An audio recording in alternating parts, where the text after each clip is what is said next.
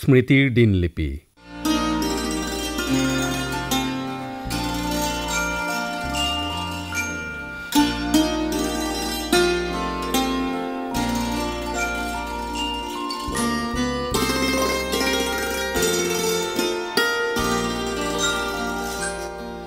এই অনুষ্ঠানটিত প্ৰচাৰ হৈ আছে আকাশবাণী গুৱাহাটী কেন্দ্ৰৰ অৱসৰপ্ৰাপ্ত অনুষ্ঠান পৰিৱেশক অৱনী বৰাৰ সৈতে সাক্ষাৎকাৰ। তেখেতৰ সৈতে কথা পাতিছে ঋতুপৰ্ণ দাসে। এয়া শুনক অৱনী বৰাৰ স্মৃতিৰ দিনলিপিৰ তৃতীয় খণ্ড।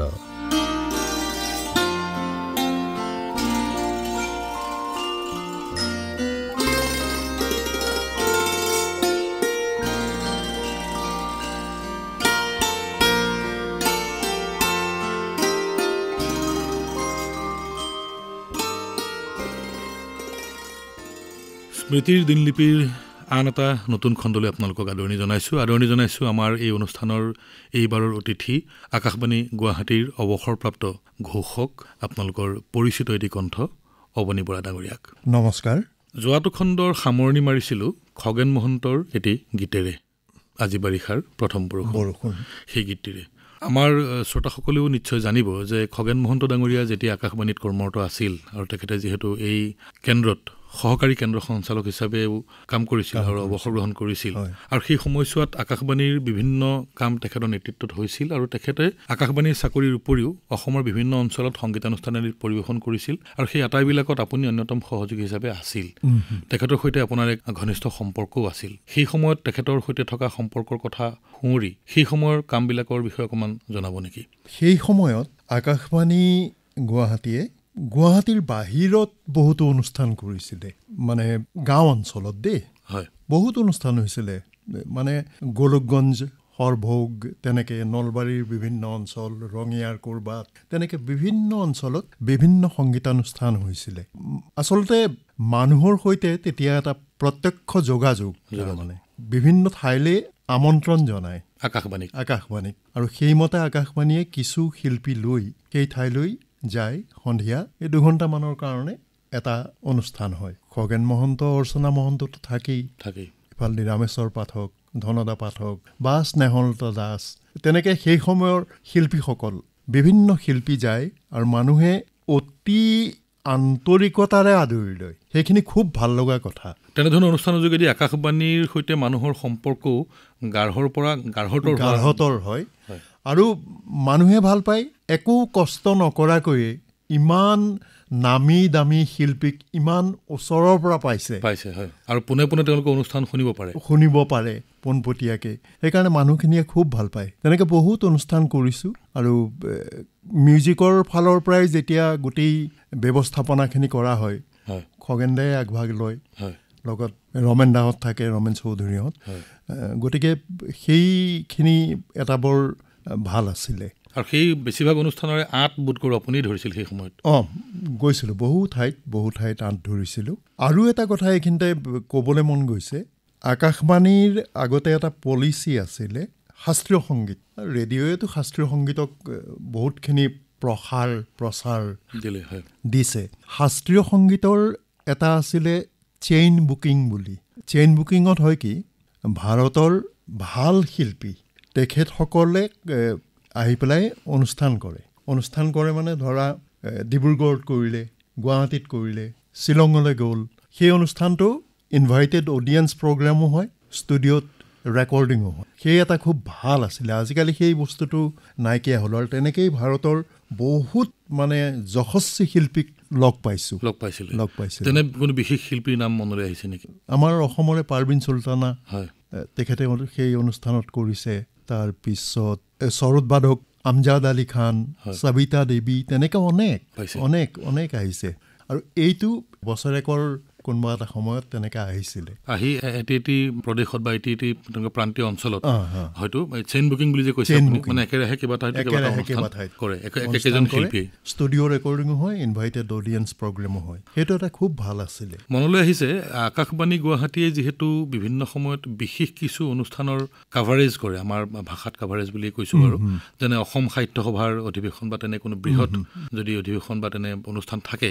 অসম সাহিত্য সভাৰ যেতিয়া অধিৱেশন হৈছে তেতিয়াই এটি দল সেই থলীলৈ ৰাওনা হয় আৰু বিশেষকৈ গুৱাহাটীৰ পৰা দূৰত যেতিয়া কোনো অলপমান দুৰ্গম অঞ্চলতো হৈছে, যেতিয়া ধুবুৰীত হৈছিল তেতিয়াও ৰাস্তা ঘাট বৰ উন্নত নাছিল বা সেই কাম কষ্টসাধ্য আছিল, সেই বিষয়ে অকণমান ক'ব নেকি? আপুনি নিজেও যিহেতু জড়িত আছে। মই সাহিত্য সভাৰ অধিৱেশন কৰা নাই, কিন্তু বেলেগ ধৰা মই যেতিয়া ফাৰ্মেন হোমত আৰম্ভণিতে ইয়াত আছিলোঁ তেতিয়া কৃষি আমাৰ যিটো বিভাগ তাৰমানে সেই বিভাগৰ ফালৰ পৰা বিভিন্ন ঠাইত দুদিনীয়াকৈ এটা অনুষ্ঠান পালন কৰা হৈছিলে। মই সেইটো গোলকগঞ্জত পাইছিলোঁ। গতিকে মই সেইবোৰ কাভাৰ কৰিছোঁ বা অন্যান্য সৰু সুৰা অনুষ্ঠান কিছু কৰিছোঁ। সাহিত্য সভা ষ্টুডিঅ'ত থাকি কৰিছোঁ। তাৰ পৰা আগতে টেপটো পঠিয়াই দিয়ে আৰু পঠিওৱাৰ উপায় হ'ল যে বাছত পঠিয়ায় বা তেনেধৰণৰ গাড়ীত পঠিয়াই দিয়ে। ইয়াত আমি সেইটো সংগ্ৰহ কৰি তেওঁলোকে বিভিন্ন ধৰণৰ ৰেকৰ্ডিং পঠিয়াই দিয়ে। ধৰক 3 ঘণ্টাৰ ৰেকৰ্ডিং পঠিয়াই দিলে, তাৰ পৰা উলিয়াই 15 মিনিটৰহে এখন প্ৰতিবেদন বা 20 মিনিটৰ বা আধা ঘণ্টাৰ কৰিব লাগিব। সেই কামখিনি অকণমান আপোনালোকে ইয়াত ষ্টুডিঅ'ত থাকি কৰিছিলোঁ। সেইটো মানে কি আৰু এটা সময়ৰ কথা থাকে যে গধূলি আহি পালেহি এইটো চাইৰণত বাজিব ৰাতি, গতিকে সেইখিনি সময়ৰ ভিতৰতে অনুষ্ঠানটো প্ৰস্তুত কৰি জমা দিব লাগিব। সেই টেপবোৰ শুনি আকৌ স্ক্ৰিপ্ট লিখিব লাগিব। কাৰ সাক্ষাৎকাৰ লৈছে, কাৰ কি নহয়, তেনেকুৱা এখন কাগজ তাৰ লগত দিয়া থাকে। কেতিয়াবা যদি ধৰা আৰম্ভণি বা অন্তিমটো অনুষ্ঠান সভাপতিৰ অভিভাষণ আদি পোৱাই হয়, গতিকে তাৰ পৰা বাছি উলিয়াই তেনেকৈ কৰা হয়। আকাশবাণী গুৱাহাটীত কবিতাৰ আবৃত্তি আৰু পাঠ বুলি ক'লে মুষ্টিমেয় কেইজনমান বিশেষ ব্যক্তিৰ নামেই শ্ৰোতাৰ মনলৈ আহে। মনলৈ অহাৰ লগে লগে কৰ্ণকুহৰত সেই কণ্ঠ বাজি উঠে। তেনে কেইগৰাকীমান ব্যক্তি হ'ল ঈশান বৰুৱা, নীৰেণ বৰুৱা, কমল ৰাণা শৰ্মা, অৰুণ শৰ্মা আৰু বহু বছৰ একেৰাহে কবিতাৰ ক্ষেত্ৰখনক উজ্জীৱিত কৰি ৰখা এটি কণ্ঠ হ'ল আপোনাৰ অৱনী বৰা।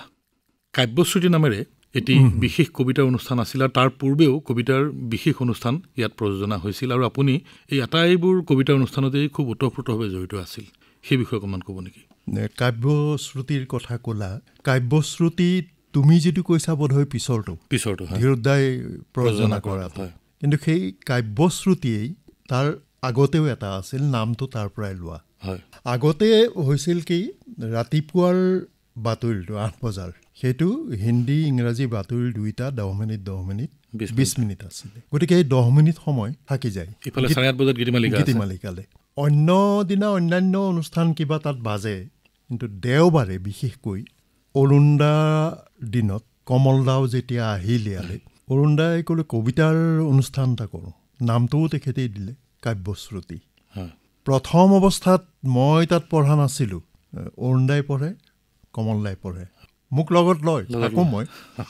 তাৰপিছত এই কেইটামান অনুষ্ঠান গ'ল, যোৱাৰ পিছত তুমিও পঢ়া দিলে লাহেকৈ ভালেই পালোঁ, ময়ো পঢ়িবলৈ ল'লোঁ। সেইটো তেনেকৈ চলিল কেইমাহমান। কিন্তু এটা সময়ত অৰুণদাও ট্ৰান্সফাৰ হৈ গ'ল, কমলদাৰো পুনৰ ট্ৰান্সফাৰ হ'ল। গতিকে মইতো অকলে কৰি থাকিব নোৱাৰোঁ আৰু এনেও আমাৰ অনুষ্ঠান সূচীবিলাক সেই 3 মাহ 6 মাহেতো পৰিৱৰ্তন হৈয়ে থাকে, আমাৰ গ্ৰীষ্মকালীন সূচী আৰু শীতকালীন সূচী। গতিকে সেইটো পৰিৱৰ্তন হ'ল। তাৰ কেইবা বছৰৰো পিছত কবিতাৰ অনুষ্ঠান কৰাৰ কথা যেতিয়া ওলাল, তেতিয়া সেইটো নামেৰেই ধীৰোদাই অনুষ্ঠানটো কৰিলে, কাব্যশ্ৰুতি। আৰু তাত স্ক্ৰিপ্টখন যুগুতাই দিয়ে প্ৰদীপ আচাৰ্যই। ধীৰোদাই সেই স্ক্ৰিপ্টখনৰ নেৰেশ্যনখিনি কৰে, অনুষ্ঠানটো প্ৰযোজনা কৰে আৰু বাকী আমি সোপাই কবিতা পঢ়ে।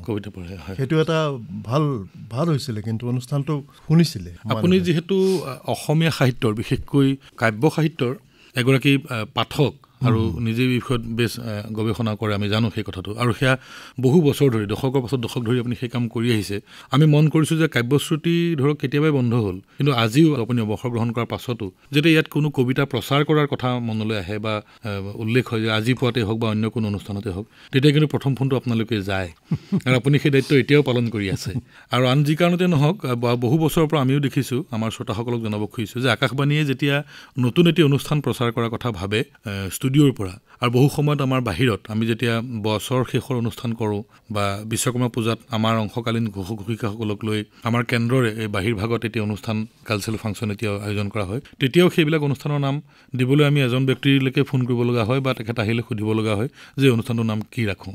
সেই দায়িত্ব আপুনি অৱনী বৰা ডাঙৰীয়াই বছৰৰ পাছত বছৰ ধৰি পালন কৰি আহিছে। তেনে এটি অনুষ্ঠানৰ নাম প্ৰসংগক্ৰমে মনলৈ আহিছে আৰু আমি নিজেও জড়িত হৈ আছোঁ, সেইটো হ'ল ৰং বিৰং। অনুষ্ঠানৰ নামো আপুনি দিয়া আৰু ৰং বিৰঙৰ যিটো শীৰ্ষ গীত সেইটো আপুনিয়ে লিখা। এইখিনি সময়তে মনলৈ আহিছে যে ইয়াৰ পূৰ্বে আকাশবাণী গুৱাহাটীয়ে প্ৰচাৰ কৰা দিহিঙে দিপাঙে নামৰ এটি অনুষ্ঠান আছিল, সেই অনুষ্ঠানটিৰো শীৰ্ষ গীতটো আপুনিয়ে ৰচনা কৰিছিল। আকৌ আন এবেলি আপুনি এটি নতুন বছৰৰ আৱাহনী গীতো লিখিছিল, পলে পলে ঘটে কত যে ঘটনা কত যে কাহিনী। হয়তো নিউজৰ আছিল, কওকচোন আপুনি সেই বিষয়ে। সেইটো নিউজৰ পৰাই ক'লে যে এনেকৈ তেনেকৈ প্ৰগ্ৰেমটো হ'ব, কিবা এটা লিখি দিব লাগে 4 লাইন। গতিকে কিনো কৰোঁ, আছিলোঁ ইয়াত, হঠাৎ সেইখিনি কথাই মনলৈ আহিল, লিখি দিলোঁ। জেপিদাই সুৰ কৰিলে, জেপিদাই সুৰ কৰিলে, গালেও নেকি জেপিদাই, গালেও। লগত আছিল দীপেন আছিলে। আৰু দিহিঙে দিপাঙেতো অসীমৰ প্ৰয়োজনা আছিলে, প্ৰগ্ৰেমটো দীপেনে কৰিছিলে, গাইছিলে অসীমে, মানে সুৰো অসীমৰে। ওলাই আহিছোঁ মানুহৰ মাজলৈ, বিচাৰি ফুৰিছোঁ, তেনেকুৱা কিবা আছিলে। গান লিখা মৰ্দৰা নহয়, এই তেনেকৈ তাগিদাত, যেনেকৈ এইটোৰ কাৰণে তুমি দিছিলা, এই ৰং বিৰংটোৰ কাৰণে। আপোনাৰ দ্বাৰা গান লিখা নহয় বুলি আপুনি কৈছে যদিও এই তিনিওটা গীতৰ প্ৰসংগ আমি শ্ৰোতাক জনাইছোঁ আৰু তিনিটি গীতে আমি শুনাম এই অনুষ্ঠানতে। এই বিশেষকৈ পিছৰ গীতটো, পলে পলে ঘটে কত যে ঘটনা কত যে কাহিনী, হাঁহি আৰু চকু পানী, আমি দিওঁ তাৰেই প্ৰথম বতৰা, গোটেই আকাশ চানি। আকাশবাণী আকাশবাণী বুলি ক'লে অসমীয়া ভাষাত দুটা প্ৰধান গীতৰ কথাই শ্ৰোতাৰ নিশ্চয় মানে মনলৈ আহে।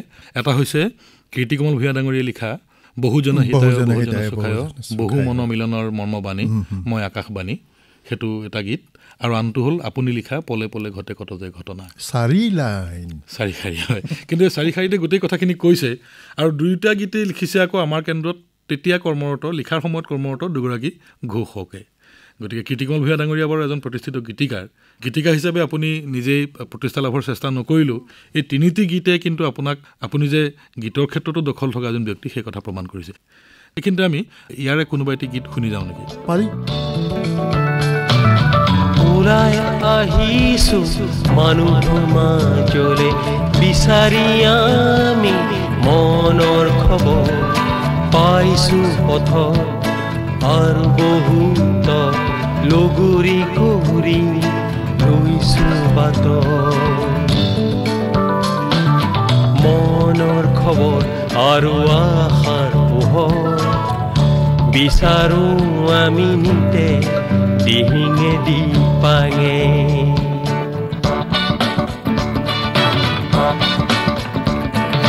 ৰ'দালি পুৱা আৰু ৰিম জিম বৰষাৰ, উমাল শৰতত আৰু বসন্তৰ মেলাত, ওলাওনিতে আমি খবৰৰ সন্ধানত,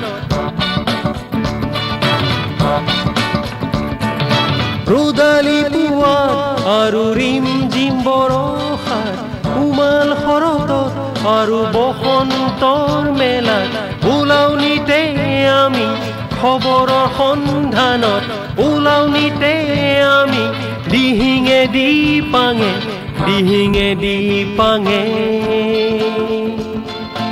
দিহিঙে দিপাঙে, দিহিঙে দিপাঙে। গীতটো শুনি নিশ্চয় আপোনাৰ গীত লিখাৰ সময় মনলৈ আহিছে নিশ্চয়। এতিয়া সাধাৰণতে আকাশবাণীয়ে যেতিয়াই বাহিৰত অনুষ্ঠান কৰে তেতিয়াই মঞ্চৰ ওপৰত মাইক্ৰফোনটো লৈ আপোনাকে দেখা যায় আৰু দৰ্শকে সেয়া বিচাৰেও। গুৱাহাটীত তেনে বিশেষ বিশেষ অনুষ্ঠান আপোনালোকে কৰিছিল নিশ্চয়? বহুত অনুষ্ঠান হৈছে আকাশবাণী গুৱাহাটীৰ, বিভিন্ন অনুষ্ঠান হৈছে আৰু অতি ভাল অনুষ্ঠান হৈছে। সেইখিনি জ্যোতিপ্ৰসাদ আগৰৱালা এতিয়া ফিচাৰাইজ এটা প্ৰগ্ৰেম, বা অম্বিকাগিৰি ৰয় চৌধুৰী তেনেকৈ প্ৰগ্ৰেম হৈছিলে, তাহানি। তাৰপিছতো জ্যোতিপ্ৰসাদ আগৰৱালাৰ এই ইদ্ৰিছ আলীৰ এখন স্ক্ৰিপ্ট সৰুকৈ হৈছিলে ৰবীন্দ্ৰ ভৱনতে আমাৰ প্ৰতিষ্ঠা দিৱসত। তাৰপিছতেই তোমাৰ নাটকখন হৈছিলে। গতিকে আৰু বিভিন্ন অনুষ্ঠান হৈছে আমাৰ, বহুত ভাল ভাল অনুষ্ঠান। আৰু তেতিয়া আমি নতুনকৈ চাকৰিত সোমাইছোঁ। আগতে কৰি আছিলে ধীৰুদা নীৰেণ দাই, এইটো আচলতে ধীৰুদাই জাপি দিলে, তেওঁ ফালৰি কাটিবলৈকে এইটো মোৰ ওপৰত জাপি দিয়া হ'ল, ই কৰিব। গতিকে তেতিয়াৰ পৰা বহু বছৰ ধৰি কৰিলোঁ আৰু তেতিয়া সেই ষ্টেজৰ কামখিনি নীলুদাই কৰে, আমি লগত থাকোঁ। তাৰপৰা নীলুদা যেতিয়াই ইয়াৰ পৰা ট্ৰান্সফাৰ হৈ গ'ল, তাৰপৰা ৰিটায়াৰেই কৰিলে বাৰু আগতীয়াকৈ, আমাতকৈ বহুত আগতে। তাৰপিছত সেইটো দায়িত্ব অতি নিষ্ঠা সহকাৰে নয়নে পালন কৰিবলৈ ল'লে নয়ন প্ৰসাদে। আৰু লগত কম্পেয়াৰিং কৰোঁ, মই থাকোঁ, গতিকে আৰু তোমালোক অহাৰ পিছত তোমালোকো লগা হ'লা। তেনেকৈ মানে দায়িত্ববিলাক হাত বাগৰি গৈ থাকে ইজনৰ পাখিত নলৈ। এতিয়া তোমালোকৰ হাতত পৰিছেগৈ সেইটো হৈ পেলাই, সেইটো হৈয়ে থাকে, তেনেকুৱা হয়েই। কিন্তু সেই অনুষ্ঠানবিলাক সঁচাকৈ অতি সুন্দৰ অনুষ্ঠান আছিলে। আনকি আমাৰ এই সোণালী জয়ন্তীৰ সময়ৰ যিখিনি সেই বিষয়ে পাতিব খুজিছিলোঁ অনুষ্ঠান, সেইখিনি অনুষ্ঠান, সোণালী জয়ন্তীৰ সময়ৰ অনুষ্ঠানখিনিৰ একমাত্ৰ আকৰ্ষণ ভূপেন হাজৰিকা। আৰু ৰেডিঅ'টো আমাৰ বহুখিনি অনুষ্ঠান হৈছিলে, আলোচনা চক্ৰ, সাক্ষাৎকাৰ ইত্যাদি ইত্যাদি বিভিন্ন অনুষ্ঠান, নতুন নতুন গান। 21 শতিকাৰ প্ৰত্যাশা বুলি এটি চিৰিজেই তেতিয়া ৰেকৰ্ডিং হৈছিলে। ভূপেন হাজৰিকায়ো ভাগ লৈছিলে, লক্ষধৰ চৌধুৰী আছিলে, ভদ্ৰ বৰা আছিলে, দীনেশ দাস আছিলে, ইন্দ্ৰবনীয়া আছিলে, মহেন্দ্ৰ বৰঠাকুৰ নিজে বহিছিলে। গতিকে সেইখিনি লুৎফুৰ ৰহমানৰ দিনত। আৰু মূল আকৰ্ষণটো আছিলে ভূপেন হাজৰিকা, সেইটো মঞ্চ অনুষ্ঠান, মঞ্চটো। আৰু ইয়াতো সাক্ষাৎকাৰ, জীৱনৰ দেশবাণীৰ উপৰিও ভূপেন হাজৰিকাৰ 2-3টামান সাক্ষাৎকাৰ ইয়াত বাণীবদ্ধ হৈছিল। আৰু আকাশবাণী গুৱাহাটীলৈ বেছ কিছুদিনৰ মূৰত আহিছে, গতিকে এটা আকৰ্ষণ আছিল। সেই সময়ত আপোনালোক কেনেধৰণে জড়িত হৈছিলে কাম কাজবিলাকত? সেই সময়ত গোটেই কাম বনখিনিতেই জড়িত হৈ আছিলোঁ। মানে তাততো আৰু এতিয়া ভূপেন হাজৰিকাই গান গাব, আমাৰ কৰিবলৈ কি আছে? কিন্তু হয়তো তেখেতৰ ঘৰলৈ গৈ কিবা কাৰণত কিবা এটা ক'বলৈ বা ইয়াৰ পৰা কিবা এটা ক'লে বা তেখেতৰ কিবা এটা ৰিকুৱাৰমেণ্ট, সেইখিনি সময়ত তেনেকৈ লগ পাই আছিলোঁ। প্ৰসংগক্ৰমে মানে উনুকিয়াহে যাব খুজিছোঁ যে আপুনি যিহেতু ডক্টৰ ভূপেন হাজৰিকা আৰু প্ৰতিমা পাণ্ডে বৰুৱা, এই দুয়োগৰাকী মহান শিল্পীকে আপুনি আকাশবাণীৰ মজিয়াত লগ পাইছে। আৰু তেখেতসকলৰ আকাশবাণীলৈ আহিলে ব্যক্তিগত সহচৰ হিচাপে আপোনাকে বিচাৰে দুয়োগৰাকীয়ে। সেই বিষয়ে আমি অহা খণ্ডত পাতিম। অহা খণ্ডত আমি আপোনাৰ প্ৰযোজনা অন্য দিশৰ কথাও পাতিম।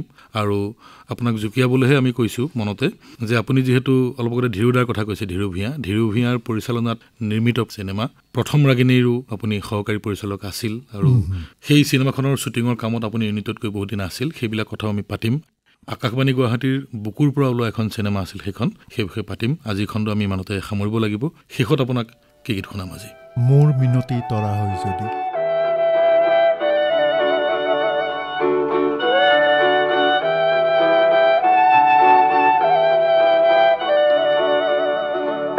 মোর মিনতি তরা হয় যদি তোমার আকাশ, মোর এই গান যদি ফুল হয়, মোর এই গান যদি ফুল হয়, তোমার বনত রুব। মোর মিনতি তরা হয় যদি তোমার আকাশ, মোর এই গান যদি ফুল হয়, মোর এই গান যদি ফুল হয়, তোমার বনত রুব। মোর মিনতি তরা হয় যদি তোমার আকাশ।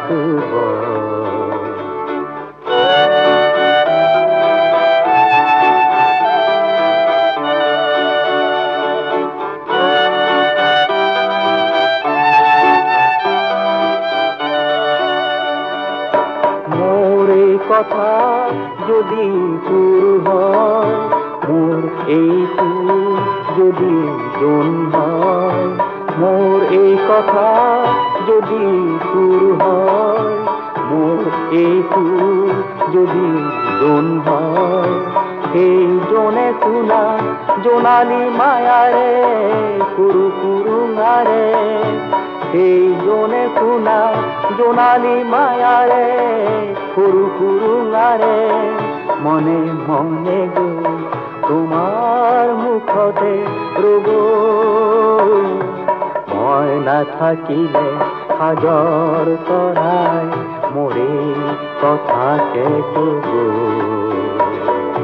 মই নাথাকিলে সাজৰ তৰাই মোৰে কথাকে কব মোৰ মিনতি তৰা হয় যদি তোমাৰ আকাশ শুব মোৰে গান যদি ফুল হয় মোৰে গান যদি ফুল হয় তোমাৰ বনত প্ৰভু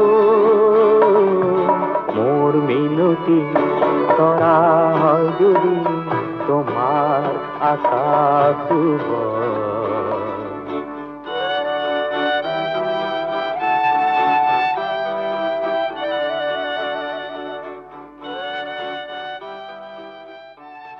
স্মৃতিৰ দিনলিপি অনুষ্ঠানটিত ইমান পৰে আকাশবাণী গুৱাহাটী কেন্দ্ৰৰ অৱসৰপ্ৰাপ্ত অনুষ্ঠান পৰিৱেশক অৱনী বৰাৰ সৈতে হোৱা সাক্ষাৎকাৰৰ তৃতীয় খণ্ডটি শুনিলে তেখেতৰ সৈতে কথা পাতিলে ঋতুপৰ্ণ দাসে অনুষ্ঠানটি প্ৰযোজনা কৰিলে প্ৰবাল কুমাৰ শৰ্মাই অৱনী বৰাৰ স্মৃতিৰ দিনলিপিৰ পৰৱৰ্তী খণ্ডটি শুনিবলৈ পাব অহা সপ্তাহৰ এই একেটা বাৰৰ এই একে সময়তে